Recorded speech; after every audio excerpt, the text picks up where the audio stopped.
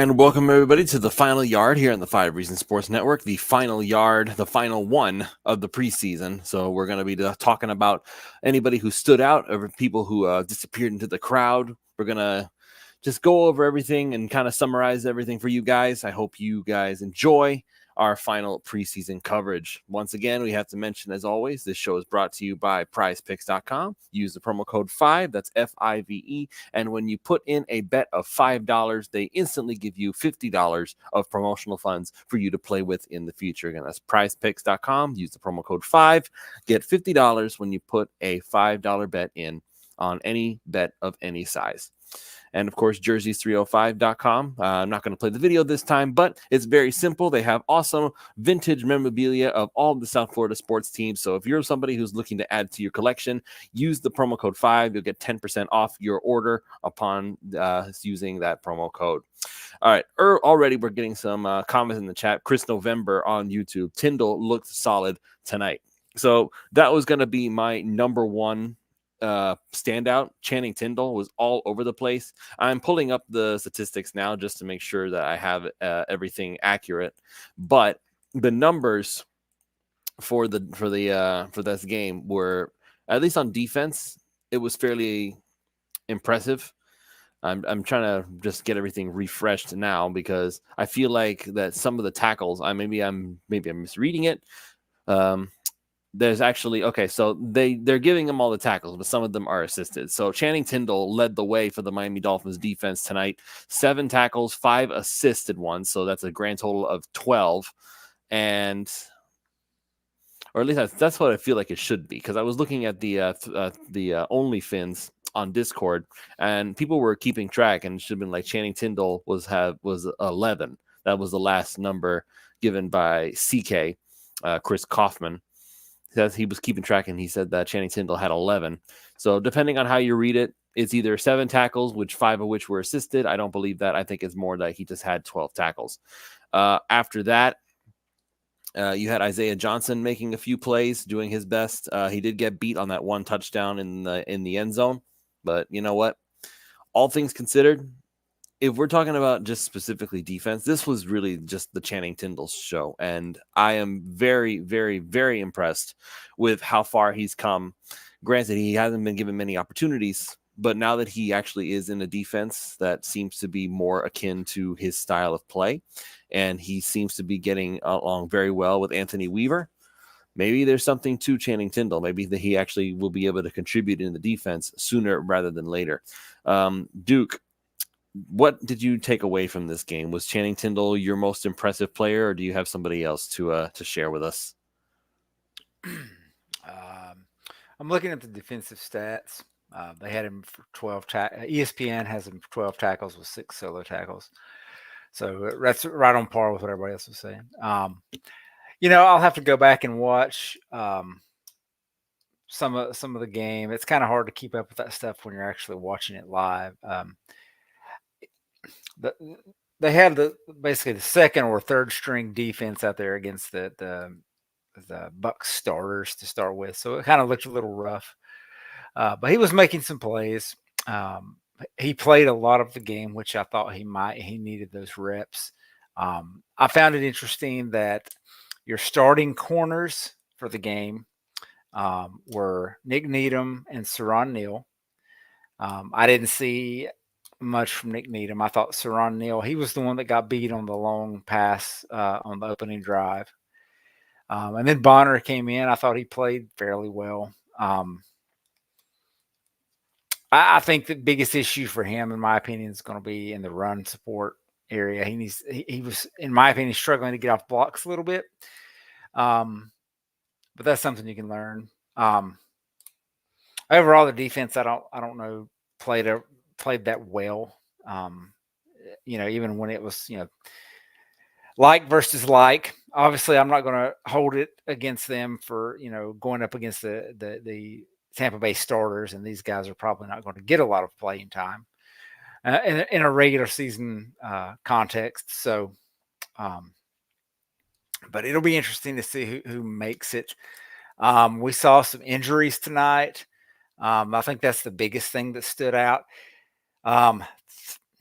I don't want to say thankfully, that's the wrong way to put it, but at least in terms of how the outlook goes for the season, it doesn't appear that it was anybody that was going to be in my opinion, going to make the 53-man roster.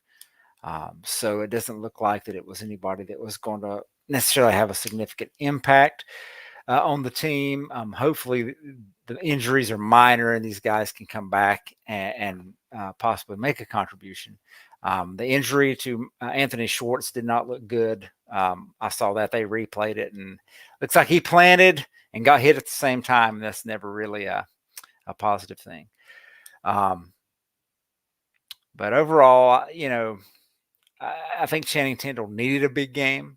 It'll be interesting to see what it looks like when you go back and review it and look at some things. I know on the first drive he got beating coverage on one little play, but that's going to happen sometimes. So, you want to see a guy that's not out there thinking too much.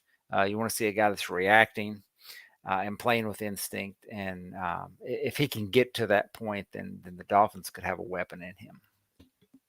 Yeah, I'm very impressed with Channing Tindall. He's going through the gaps. He's acting as a blitzer. Right now, they're actually highlighting him on the official post-game show on CBS. He's come along really quickly, and I'm very impressed. His tackling ability, by the way, very impressive. This kid absolutely just glomps on the ankles, and he can grab anybody. He doesn't really feel like he misses that many tackles, which is obviously a very good trait to be if you're a linebacker. Another guy I want to highlight briefly. Tight end Hayden Rucci. He had his moments. He had a couple of mistakes here and there. Obviously, the pass that went right through his hands and it was almost intercepted. That's not a great thing. You don't want to be doing stuff like that when you are fighting for a roster spot. However, he did show that he has a lot of talent, obviously making the big touchdown catch in the end zone, getting between two defenders and just making that catch, hanging on to it. Very impressive. He's got soft hands most of the time. So, but he's an undrafted free agent. That sort of thing is bound to happen here and there. So with all that said, I feel like there's a case to be made, at least for the future, because I made a comment that next year, if the Miami Dolphins decided they wanted to move on from Durham Smythe, if they decided to cut or trade him as a post-June 1st designation, then they would save about $3.3 million and only get about 1.5 in dead cap. So, yeah, you'd have to wait a little bit, but it's not the worst thing in the world. Durham Smythe, his main thing is blocking. That's what he's good at. That's what he does. And as a pass catcher, his ability to stand out is not great. I would say that Deion Sims, back when he was here in Miami, he was much more of a well-rounded weapon than Durham Smythe has been. Durham Smythe, he's slow. That's just the honest truth. He's a slow player. He's got incredible blocking ability. But is that something that is rare right now? Because it seems like most of Miami's tight ends, with the exception of Jonnu Smith, pretty much everybody knows how to block. Like Hayden Rucci, fantastic blocker so far. You throw Julian Hill in there. He can block. Jody Fortson was trying to block. I don't think he makes the team, but they called a hold on him tonight, and if it was the play that I think that it was, it all happened and they didn't replay it. I had the Tampa Bay broadcast because I was watching on NFL Plus. I thought it was a great block. Who are we referring to? Fortson? Jody Fortson. They caught a hold on him. It was on that one drive where the Dolphins just kept getting backed up and getting backed up. And there was a big play, and they caught a hold on him. And if it was the one that I saw, he took a dude to the ground, but it wasn't a hold. Maybe at the very end, the dude was trying to like roll off, and he's had his, you can grab the jersey. You can't, that's how offensive linemen do it. They'll grab the shoulder pads. They'll grab handfuls of jersey. Holdings when you restrict the movement. And I don't think he was restricting the movement. The dude was already on the ground, but the ref saw it differently. So whatever. So I will give him credit there. I thought it was a good block. If I was watching it in the film room, I would say, hey, you took the dude to the ground, whatever. So, but yeah, he's a receiving tight end, and he's just not shown much of that in the preseason. Yeah, too many drops, not very consistent. I mean, he That's had not. the fourth down drop, and it was a low pass. Okay, so but you want to. All right, so if that's Jonnu Smith in the regular season, and that's Tua throwing that pass, I won't give Jonnu Smith a little bit of a break and say, hey, Tua, $53 million a year quarterback, that throw needs to be better. In a preseason setting where you're trying to make a roster and you're already on the bubble and you need a standout play, you can't drop that pass. And maybe he was trying to turn upfield, but you were past the markers. Just hold on to the ball. If nothing else, fall down. You convert. You just can't have that. So the same thing with the Rucci play. I mean, I thought when they showed, I thought, did Skyler throw that a little too high? And then it went back and it went right through his hands. So Yeah. that's it's not never going to be perfect in the NFL. And so if you want to you want to make those plays, you want to make a team, you got to make those kind of plays. So I think Rucci has a spot on the practice squad. Um, like you said, Smythe is a limited athlete as far as how he plays the tight end position, but he's reliable. You never see him drop passes. He's always a Because good takedown. he never has passes to catch. I mean, yeah, they'll give him like 30 some targets, and that's fine. I mean, you don't necessarily want to feature him in the passing game, but when you throw to him, he's going to do what he's got to do with it. And they used him a lot early in the season last year, and then it kind of tailed off.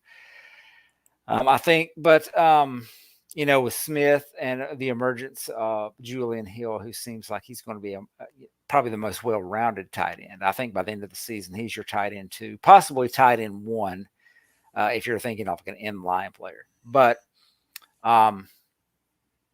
yeah, I just don't see any room for Rucci right now on the 53, but he's a guy you can stash and possibly kind of train him to be a kind of a fullback move tight end kind of player that you can use in the backfield. I think that would be a good setup for him. And another player I want to highlight, I didn't think he was going to play, but I guess they just really needed the bodies. Jalen Wright, once again, like once he entered the game and once he started running the football, you could tell that there was a mismatch as far as the talent level. Jalen Wright rushing the ball, 7 carries for 36 yards. That averages out to 5.1 yards per carry. This kid, I made the comparison on Twitter. He runs like Jay Ajayi in his prime. Like those legs just don't stop. They just don't stop. And he bounces people off. He runs with some power, and he's faster and has better acceleration than Ajayi too. So if Miami ended up getting Jay Ajayi 2.0 and they can pair him up with Mostert and Devon Achane, who Achane's starting to look like a Reggie Bush 2.0, that's an impressive group of running backs. Like, not that I'm advocating for this, but you could feasibly move off of Raheem Mostert next season and you wouldn't miss a beat if Jalen Wright continues to play at the pace that he is. Like, you can just tell. And at the cost that you have these guys, just keep all 3. Unless there's an injury or unless that being over 30 is kind of like the death knell for running backs. the death knell for running backs. But he doesn't have a lot of mileage. Right? He has fewer carries than Najee Harris, and he's only been in the league 3 years. So he just doesn't have a lot of mileage. So there's still, he may lose some speed, but he should still have some tread on the tires. So I'm comfortable if they keep all 3 of them around. And to your point, Jalen Wright runs angry, and I think Miami lacked a little bit of that. Jeff Wilson is a bigger back and he runs more physically, but he doesn't run as angry. Like you watch Jalen Wright run, and it's just like that dude is mad at somebody when he runs the ball. And I think that was the play where he bounced off the guy and then got like an additional 10 or 15 yards. That was the Jody Fortson hold play, if I recall. So it messed up a big play for a call that I didn't think was really a hold. But Jalen Wright's going to be he's going to be a weapon. somebody you're going to want on your fantasy team. My only problem was I was like, why is he still in the game? Right? We don't need him. Just get him out of the game. We got those other two guys. Let them play. Don't risk anything, especially when you had Wyatt Ray going down late in the game. I didn't see the defensive tackle that went down. Brandon Peely was out. Brandon Peely went down. So I'm like, look, you're almost there, man. Just put him on ice for the rest of the season, to the rest of the preseason. He's good. And I want to highlight the quarterback position because let's be fair. That's what a lot of people are thinking about. Yeah, the comments are already making it a point to say that they don't want Mike White around anymore. Well, I'm going to be honest. If Tua goes down for any length of time, it's bad news. I don't care who you get. Unless you have somehow you unearth the next Kurt Warner out there, you're just not going to win games, very many games with the backups in the league, particularly in this offense. For what I saw from Skylar Thompson in the first two games, he was very indecisive. He was his processing was slow. And then tonight, he looked like a completely different quarterback. He was throwing on time. He was late on a few throws. His accuracy was also suspect. He missed some throws. But I think there toward the end of the game, he was just getting a little kind of loose. Fitzpatrick-y. Yeah, and so I'm not going to hold that against him. But if he plays like he did when he first come in with the starting guys, I think you could stay afloat. Mike White, on the other hand, just didn't look comfortable. Thompson at first kind of looked shaky, and then it's like after a few plays he kind of got in a groove, and White never seemed to get in a groove. And the first game, White's playing with the guys on the back end of the roster, and then on the second game he comes in and he's playing with the back end guys, but he also doesn't have a running game. And then tonight he gets the start, which I thought was good. Let him play with some of the other guys. But he nearly gets Malik Washington killed on a hospital ball. Mm-hmm. That was late, and he just did not look comfortable back there. And so now, if I'm thinking about it, it's like, all right, well, I'm not going after another guy. I can't be guaranteed that another guy's going to hit the market that I'm going to want. And I have to keep one of these two. I'm going with the cap savings. So I'm taking Skylar Thompson, and I'm going to cut Mike White and, say, hey, you know what? We want you back on the practice squad. If you go somewhere else, we understand. But, we like to have you back on the practice squad to be our emergency third. And, go from there. So I think Skylar Thompson tonight, the reports from camp was that he was the better of the two quarterbacks. And tonight, I think he played like the better of the two quarterbacks when he needed to play like that. So I would give him the edge. I wouldn't necessarily feel comfortable with either one of them still, but I don't know what it was. He just looked different tonight than he did the first two games, and I don't understand it. And he was playing with the other guys. Maybe it's a chemistry thing, but the first two games he played with with Craycraft. He played with Malik Washington. He played with some of the guys that would be playing on Sundays, and tonight he was not, and yet still looked better. So I don't know, but that's my take. I think he won the one QB2 spot tonight. Assuming that there's just a guy that hits the market that they just really wanted and couldn't get before. So I wouldn't know who that is. I don't disagree with anything that you've said as far as who was the better quarterback, but Mike White is not going anywhere. It's just like the same concept of Braxton Berrios is not going anywhere. I don't think Nick Needham's going anywhere. I don't think that Mike White is going anywhere. I think that, again, this favoritism thing is very real. And I think they like Mike White a lot. I don't understand it. I don't get it. And I guess their mindset is that Mike White has more of an established track record in the NFL, and they figure that they'll have a better shot of keeping Skylar Thompson on the practice squad and using him as the emergency third than somebody who is Mike White and does have some bizarre, unwarranted level of hype around him, thanks to some Jets players desperately thanking the coaching staff and the rest of the world for kicking Zach Wilson off the team, for lack of a better term. So, but Well, regardless I of mean, whether he's it depends who becomes available. All right. So I know the 3 yards per carry guys have mentioned Case Keenum as an example. So if that guy hits the market and he's like, all right, that's the guy we want. We think he's going to run the system better. And we're comfortable with him. You do that. But again, you save $3.5 million against the cap by moving on from Mike White. And if it was truly a training camp battle, I think Skylar Thompson may have won it. Now, whether or not we find out how true the favoritism thing is will come Tuesday. But at this point, I'm keeping Skylar Thompson. I don't think, to me, in order to keep the contract, I think Mike White needed to go out and just outshine Thompson in every way, in every facet that he could. And I don't think that he did. I just don't. I just don't think that I don't think they're going to get past the favoritism. I don't think it was as much of a competition as we were led to believe. I think it's very clearly Tua, Mike White, Skylar Thompson. Regardless, I don't think it's warranted. I don't think it's earned.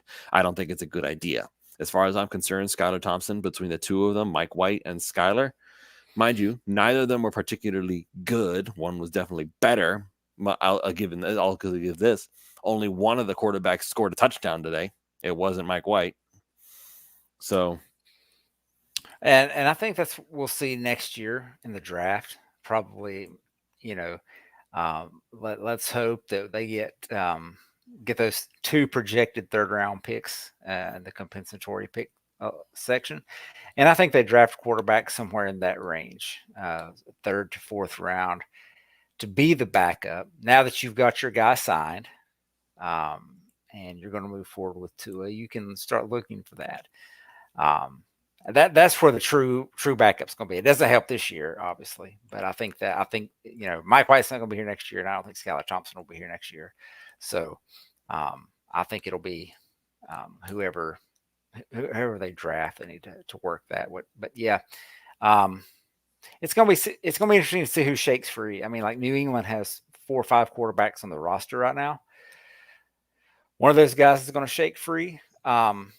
Do they keep 3 with Milton, who they drafted?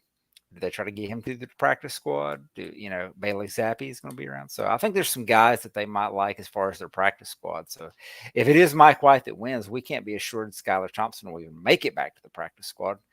That they may not replace him with somebody else. So it'll be interesting to see. But it was just odd to me that Skylar picked tonight to actually play halfway decent football and didn't look like a deer in headlights like he did the first 2 games. So, and then Mike White, who unfortunately played under bad circumstances the first couple games, comes in and looks like a deer in headlights. So, Chris November asking, is there need for concern about Robert Jones? He didn't think he looked well personally. Keep in mind that there is more than one Jones on the offensive line. I think the Jones that you were looking at was Matthew Jones, number 62, undrafted rookie out of Ohio State. Well, the one rep that's going to stand out and all the offensive line stuff is that 3rd down play where Jack Driscoll just got walked back into the backfield by Vita Vea. And let's be fair. I mean, Vita Vea is an all-pro nose tackle. He's one of the best in the league. A lot of offensive linemen are going to lose to him in those reps. It just looked really bad. But to be honest, I didn't see a lot from either of the starting guards tonight. I don't think they played much. I did see Lester Cotton in there, I think, a few snaps later, but I really didn't pay attention to him.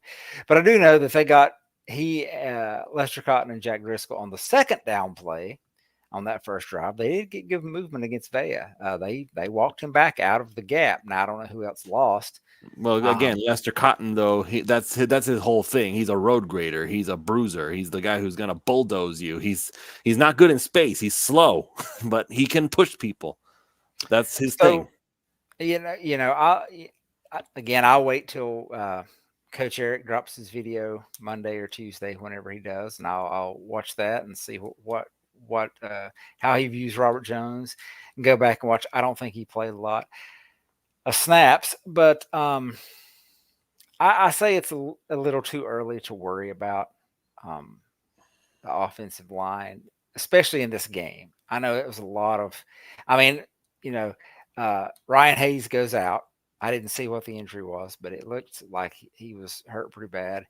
And the next play, they bring in Barryon Matos, who's not going to be on the 53. He's going to be your international exemption on the practice squad. And he immediately whiffs, and Mike White gets sacked. Yeah, he looked like he doesn't even know what he's doing out there. That's He's no Deval Curas Nato. So how about that? that was that was that was a mismatch all the way around, and that was a second round pick he was going up against from Alabama. So yeah, you're going to lose that.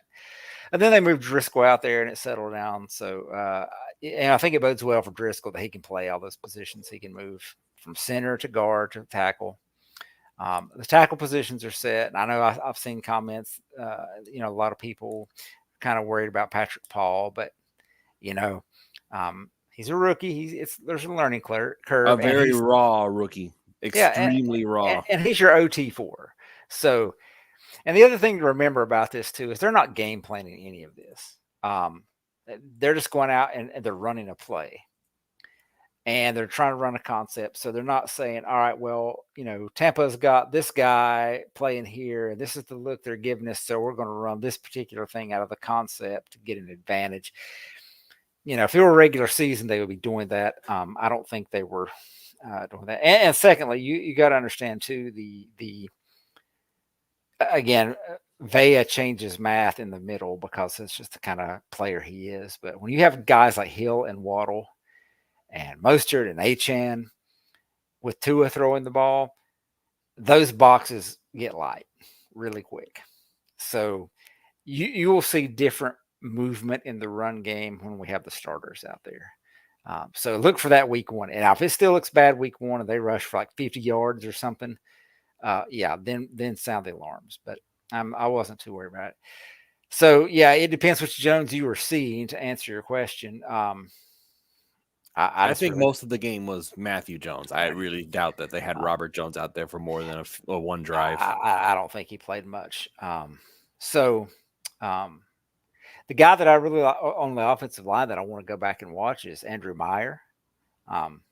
He's pretty much a center. I don't think he's going to move around, but is it worth keeping a second center-only player? And I'm going under the assumption that Aaron Brewer is a center-only player. He can play guard, but I wouldn't do that. So it'll be interesting to see what he looks like on the video. The report is speculating that based on Mike McDaniel's comments that Brewer might be ready for week one. So let's see what happens with that. I think he'll be fine. I mean, that's the one thing about these injuries, and just don't go on the Facebook pages because man, they get a lot of the fans get worried. It's like, oh, they just like, oh, Tyreek Hill's already hurt, and it's not even the season yet. I'm like, he could have skint his finger, and Mike McDaniel's like, you know what, you're done for the preseason. Put a wrap on it, scare everybody. And then he was out there in practice on, what was it, Wednesday, catching passes. He just didn't participate in the 11-11s. So, yeah, him and Waddle, they're ready. Jalen Ramsey's going to be ready. All the guys that we want are going to be ready come opening day. So, I'm not worried about Brewer. If Brewer's ready, though, who plays right guard? Is that Eichenberg, who's not played right guard pretty much most of the preseason? Who do you think? I don't know. Oh God, yeah, it doesn't really feel like there's a lot to go on at the guard position right now. I again, Mike McDaniel's out there on the podium talking about how there's more depth than what's truly appreciated. I'm looking at this depth, man. Looking at this depth. Robert Jones is your starting left guard. At this point, Wynn's not playing. Just mark him off. He's not playing. I don't think he plays it down for Miami this year. If he doesn't get cut out right, he goes on IR and just stays there all year. Then I guess it's he misses time anyway. So you're not counting on him to play a full season. I don't think he's ever played a full season in the pros. So I would like to see him out there. He was good when he played, but I don't see it. So Robert Jones is your starting left guard. I don't know about your right guard. But for the positions are set. How good they'll be, I don't know. We'll wait and see. But I think Brewer will be fine, particularly in the run game, particularly in the type of run game that we have. with the way they like to get the horizontal movement. Because man, as athletic as he is, when you get him out on a screen pass in front of somebody like Mostert or Achane, it's gonna be fun. So I want to just point something out, and this is something I did not realize at the time. Did you know that Lester Cotton was one of Tua's offensive linemen in Alabama? Yes. I did not realize that up until just now. Maybe that's what the fascination is with Lester Cotton. Maybe Tua's just advocating for him. This is his third season with the team, and I don't remember if he was a rookie his first year with the team. They came. I don't think he was. They came out at the same time. Okay, so I knew he was there around the same time.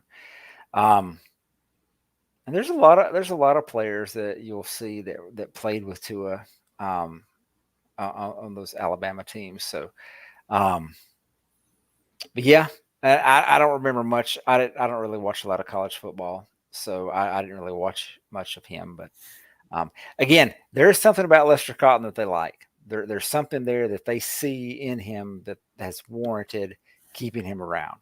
So hopefully he's on a good developmental arc, and we will see that. So I was just talking in terms of maybe that's why he gets to keep sticking around, is because he has Tua Tagovailoa advocating for him, which I get it. If they're buddies, okay, that's cool, whatever.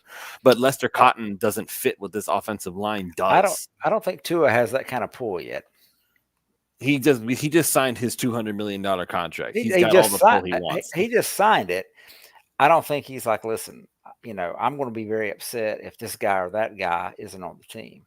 He doesn't have to be. Like, all he has to do is say, hey, coach, if you could just do me a favor, just let Lester keep trying. And, he's a good buddy of mine. He works hard. He does all this, which I'm sure he does. I'm sure Lester Cotton works hard, but it's just not a fit. But if he goes out there and they're like, they'll tell to us, say, listen, man, I know he's your buddy, but he's just not a fit and we can't get it to work. And he was like, I understand. I don't think Tua's going to be like, nah, you got to keep him. That argument would work if there were a bunch of other players who were like obviously better than him. But that's the sad reality of it. In spite of the fact that Cotton is not a scheme fit, I don't see Jack Driscoll pulling away from anybody. I don't see Matthew Jones beating anybody as an undrafted free agent. I don't see anybody for that matter. I don't see Chasen Hines. Eichenberg's definitely not showing anything. So there's no reason not to keep Lester Cotton on the team because he's doing just about as good as anybody else. And that is in and of itself the problem. And we kind of talked about it on the pregame as far as the number of roster spots. I think they keep 9 offensive linemen. 4 of those are tackles, and those 4 names. Aaron Brewer is going to be on the team. So he's your 5th offensive lineman. That's 4 other players. 2 of those are starters and 2 are reserves. So you've got Liam Eichenberg, Robert Jones will be your presumed starters. You got Jack Driscoll. I mean, there's all kinds of names. What if Isaiah Wynn comes back? Is Lester Cotton the first guy off? So I think they signed Isaiah Wynn with the presumption that at some point he's coming back and going to play.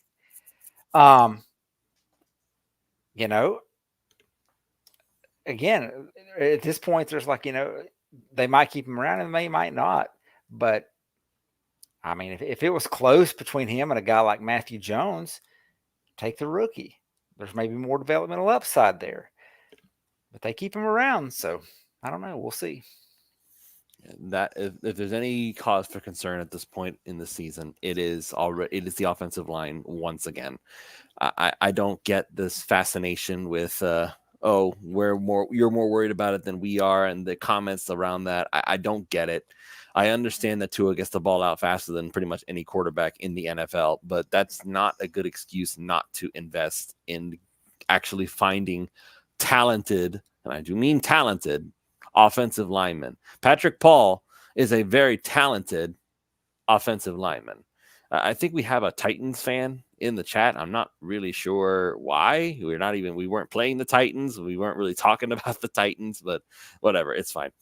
The point being is that if the Dolphins go anywhere in 2025 with the draft, they better darn well invest heavy in offensive linemen. It's enough's enough. Enough with this game of, oh, well, we can get by with subpar because Tua's going to get the ball out fast enough anyway. It's just not a smart plan. Teams are built in the trenches. Look at the Eagles. The Eagles, there you go, perfect example. They almost won the Super Bowl. They built both of their offensive line, their defensive line, rock solid. The trenches are just so tough for Philly. And so Miami, for some reason, has decided that it's not worth it. And so I'm looking at this situation saying in 2025, they're not going to do it this year, but in 2025, after Patrick Paul has presumably taken over for Teron Armstead, Aaron Brewer's probably still going to be around. We need guards. We need and no more of this, oh, it doesn't really matter who plays guard thing. We need real, honest to God, talented guard play. I think you've got one in Robert Jones. I want to give Robert Jones somebody he's going to challenge him. I don't want to just assume that he's going to continue to go upwards. I mean, it depends, number one, where they're drafting. I don't think they'll go guard first round. I don't think they'll go offensive line at all first round, unless that's just the absolute best player available. I honestly don't know where they would go looking at the current makeup of the roster, because, I mean, one pick that I have seen, and I don't want to get into a lot of draft talk at this point in time because we haven't even started the season, but one position that's going to be a position of need is safety, because in 2025, you don't have one on the roster. Patrick McMorris, assuming, they keep him around. So he would be the only one that's still under contract. So they're going to need some safeties. Now we're going to assume they're going to get a deal worked out with Javon Holland. It seems like they're leaning that direction. That would be where I would see them go in the first round. That just seems like a Dolphins thing to do. But I think they will they're not going to go out and spend on guards like other teams do. Okay. So Carolina this year went out and signed 2 guards. They signed Miami's Robert Hunt, and then they signed Damian Lewis from Seattle to 153, I think it was $153 million total in the contract. Miami's just not going to do that. And Robert Hunt's a good guard. He's not a great guard. He's not an all-pro. He's not not even a Pro Bowler. And he's making $20 million a year. That's the market now. Well, is he not a Pro Bowler because he was with Miami? No, I think people, it's hard to make the Pro Bowl as an offensive lineman unless you've got name recognition. But that's partly on the fans. The coaches and other people vote on this stuff and they look at it. So, he's good. But he's just not, in my opinion, not a $20 million a year guard. So Miami's just not going to spend that kind of money. So it depends on who's available. I think they'll go after a free agent.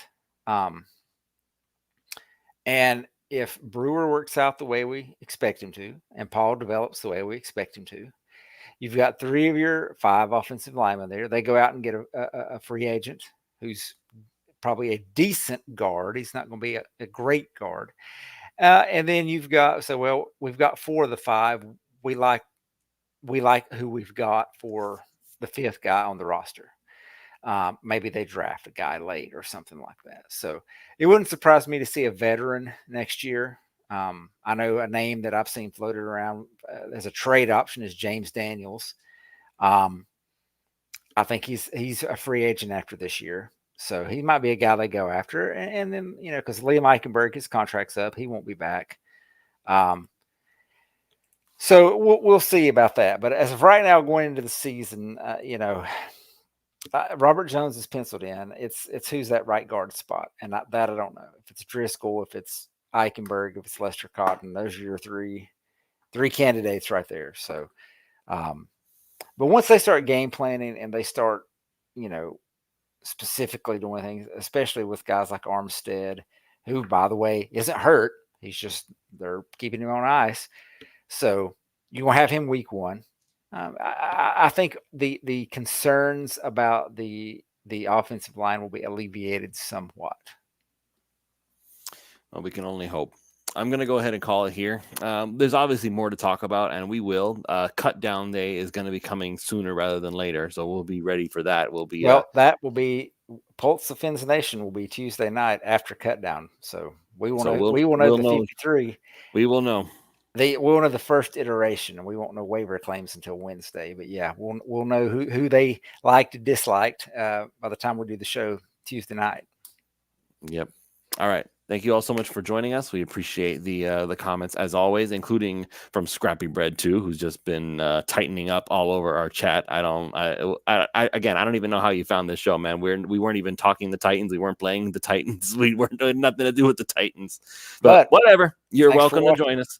Thanks for watching anyway.